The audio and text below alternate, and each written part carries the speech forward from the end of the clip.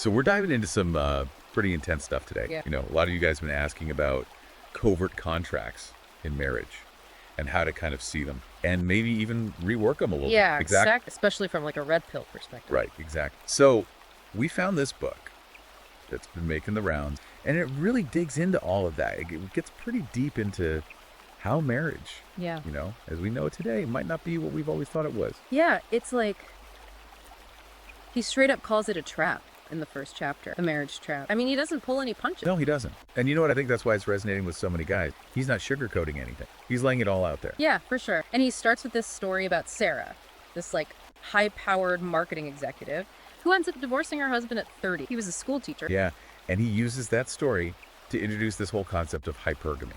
Which, you know, we've talked about before on the show. Yeah. But he goes into it in a lot more detail. Yeah, and he connects it directly back to this idea of the marriage trap. Like, if women are naturally drawn to partners who can elevate their status, what happens when a guy hits his peak?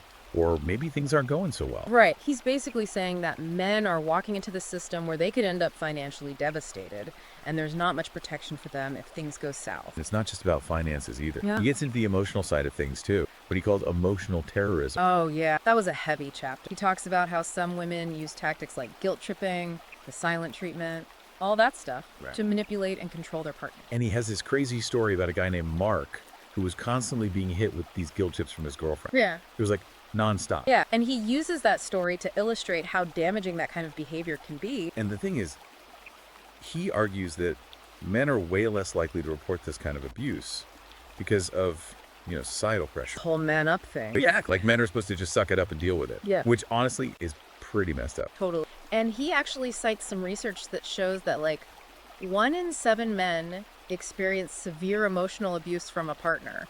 Which is, wow, that's a lot higher than I think most people would guess. It's a serious problem. And I think he does a good job of bringing it to light. So where does all of this leave us? I mean, he's painting a pretty bleak picture of marriage, Yeah. at least from a man's perspective. Yeah, he definitely thinks a lot of men are living in this blue pill state of ignorance about what's really going on. The blue pill. Right. So Yeah. what's the alternative? The red pill. Exactly. He's Yeah. basically saying it's time to wake up, face the truth, no matter how uncomfortable it might be. And he has this great line. He says, the red pill is bitter, but it wakes you up. That's perfect. Yeah. And he backs it up with all these stories about guys who've taken the red pill and totally turned their lives around. Yeah, like John. Remember John? The guy who lost everything in his divorce, Yeah. wife house saving, the whole 9 yards. Yeah, John. He was pretty devastated. But he picked himself up, dusted himself off, and used that red pill perspective to rebuild his life. Yeah. He got in shape, started a new business, Yeah.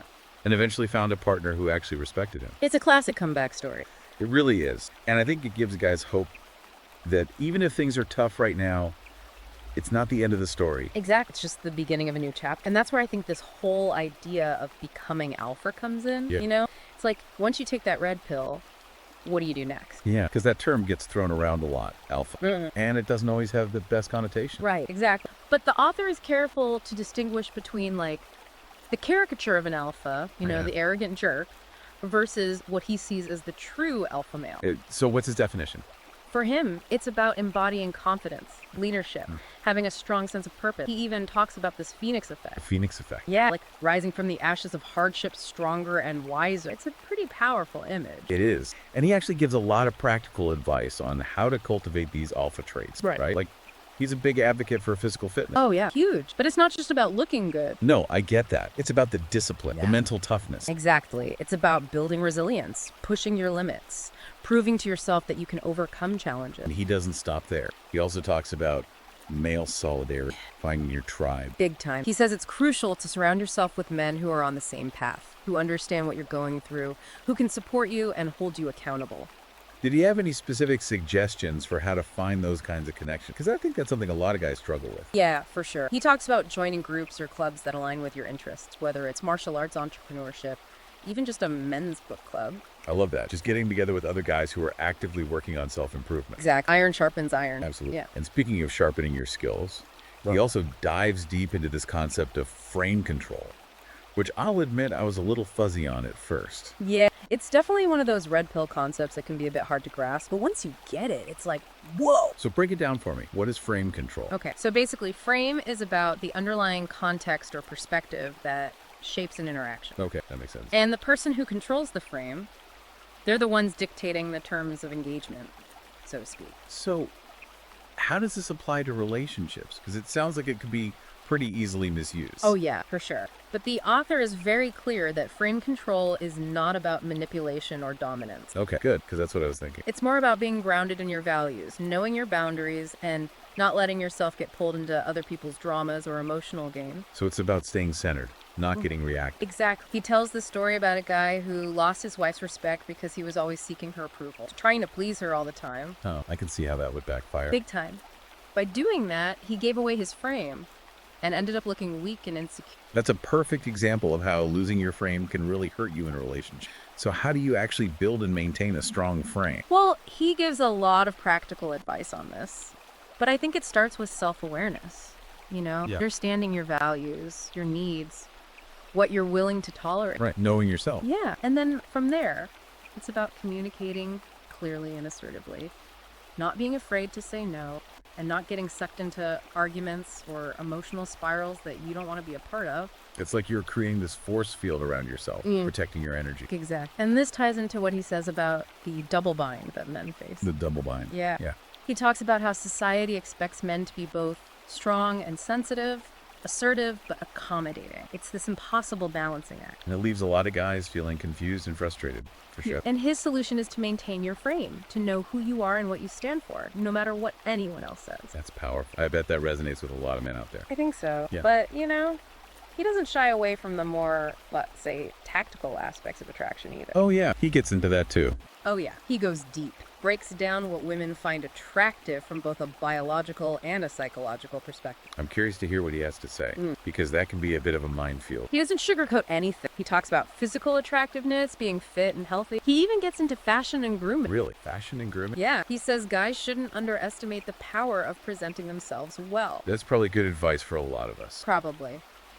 But it's not just about looks. He also stresses the importance of Inner confidence. Exact, that unshakable belief in yourself and your value. He argues that confidence is magnetic, and it's something you can build through your action, your accomplishments, your overall mindset. So it's about becoming the kind of man who naturally attracts others, rather than trying to chase after validation or approval. Right. And he also talks about social intelligence, being able to read social cues, navigate different situations, connect with people on an emotional level. I'm starting to see a pattern here.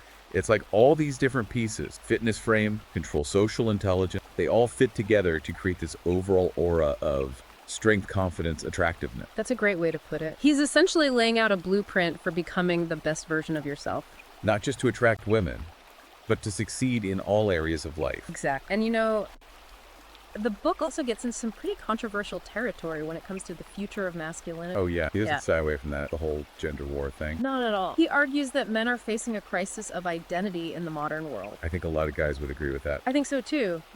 Traditional roles and expectations are being challenged, and there's a lot of confusion about what it means to be a man in the 21st century. Yeah, it's like the old rules don't apply anymore, but no one's really sure what the new rules are. And he argues that this crisis is being fueled by a number of factors. Feminism, the changing economic landscape, technology, social media, the whole 9 yards. Okay, I'm curious to hear how he connects the dots between all of that. Well, he starts by saying that feminism, while initially aimed at achieving equality, has in some ways gone too far. How so? Well, he argues that it's created a climate where masculinity is often demonized or seen as toxic. I've definitely noticed that. Yeah. It's like any expression of traditional masculinity is automatically suspect. Right. And he also talks about how the changing economic landscape has made it harder for men to fulfill their traditional role as provider. That makes sense.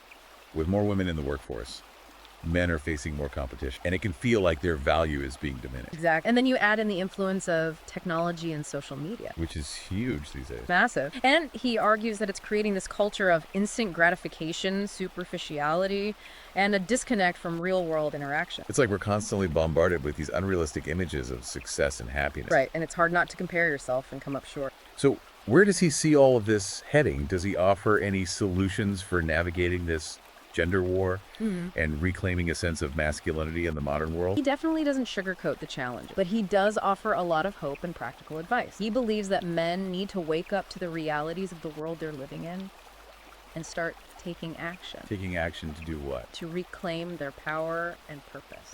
Okay, that sounds empowering, but what does that actually look like? Well, he starts with self-awareness, understanding your values, your strength, what you want out of life. Right, knowing yourself. Exact. And then setting clear goals and taking consistent action to achieve them. So it's about taking control of your own destiny, not waiting for someone else to give you permission. Right. And he also stresses the importance of physical fitness, not just for the physical benefit, but for the mental and emotional discipline it builds. Yeah, I can definitely see how pushing yourself physically can build resilience and confidence. And he talks about male bonding and brotherhood, finding your tribe of like-minded men. Guys who can support you, challenge you, hold you accountable. Exact. And mentorship too, seeking out older, wiser men who can offer guidance. It's like having a roadmap for navigating the challenges of manhood, And finding a purpose in life, something that gives you a sense of meaning. beyond just working and making money. Right. He also talks about embracing traditional masculine roles, but in a healthy and balanced way. So protecting and providing, but not in a way that's oppressive or outdated. Exact. And taking responsibility for your own life, not blaming others, adopting a growth mindset. Becoming the hero of your own story. Exactly. And never giving up on your dreams, no matter how challenging things get. It's a powerful message. It is a message of hope and empowerment. Yeah. Yeah, it really is. It's like he's giving men a new way to look at masculine, It's not about going back to the Stone Age or anything. No, not at all. It's more about finding that balance between the strength and resilience of traditional masculinity and the sensitivity and emotional intelligence that's so important in today's world. Exactly. And he actually gets really practical about how to do that, He has this whole section on the covert contract in relationships. Covert contract. Okay, I haven't heard that term before. What's that all about? Well, he's basically arguing that beneath the surface of most relationships, there's this hidden set of expectations and obligations. Hidden, like people aren't even aware of them. Often, not really. It's like we're all operating on these assumptions that we haven't even articulated to ourselves, let alone to our partner. That makes sense. It's like we all grow up with these ideas about what relationships should look like, but we don't always realize how much those expectations are influencing our behavior. Right. And it can lead to a lot of conflict and resentment if those expectations aren't aligned. So, can you give me an example? Like, how does this covert contract play out in real life? Okay, so let's say you have a guy who feels like he has to be the primary breadwinner, even if his wife is also working and making good money. Yeah, I've seen that happen a lot. Right, and it's not that he doesn't want his wife to work, it's just that there's this unspoken expectation that he's the one who's ultimately responsible for providing for the family. That can create a lot of pressure. For sure. Absolutely. And it can lead to resentment on both sides. The man might feel trapped by the pressure to provide, while the woman might feel like her contributions aren't fully appreciated. It's like a lose-lose situation. Exactly. And it's just one example of how this covert contract can play out. He also talks about the unspoken expectations around emotional labor. Emotional labor. Yeah, like who's responsible for managing the emotional needs of the relationship? I see. And he's saying that women often end up doing most of that work. Right. And it can be exhausting, constantly being the one who's there to listen, to offer support, to smooth things over. It can take a toll. And what about the men? Where do they fit into this? Well, he argues that men are often expected to be stoic and emotionally unavailable. The strong, silent type? Exact, but that can lead to them feeling disconnected from their own emotions and from the emotions of their partner. It's like they're not allowed to be vulnerable. Right, and it can create a lot of distance in the relationship. So, what's the solution? How do we address this covert contract? Because it sounds like it's pretty deeply ingrained in our culture. Well, he's a big advocate for radical honesty and open communication. Okay, so Talking it out. Exactly. He encourages couples to have those tough conversations about their expectations, needs, desire. He even suggests that each person write down their non-negotiables. they're non-negotiable. Yeah, the values and principles they're absolutely not willing to compromise on. Wow, that's pretty intense. It is. But he argues that it's essential for building a strong and healthier relationship. I can see that. It's like laying all your cards on the table right from the start. Exactly. And it's not just about talking. He also stresses the importance of setting boundaries. Boundary, right. We've talked about that before. And most importantly, enforcing them. Because a boundary without enforcement is just a suggestion. Exactly. He's basically saying that you need to be willing to walk away from a situation or even a relationship if your boundaries are being violated. That's a tough one. But I get it. It's about self-respect. Absolutely. Knowing your worth and not settling for less than you deserve. I love that. And, I think that's a theme that runs throughout the whole book. This idea of men empowering themselves. Yeah. Taking control of their lives and their relationships. Yeah, totally. He's advocating for a future where masculinity is respected and valued, but it's not about dominating women or anything like that. No, it's about men and women working together. Yeah. As equals, with mutual respect and understanding. Exactly. And I think that's a message that a lot of people, both men and women, can get behind. Absolutely. Yeah.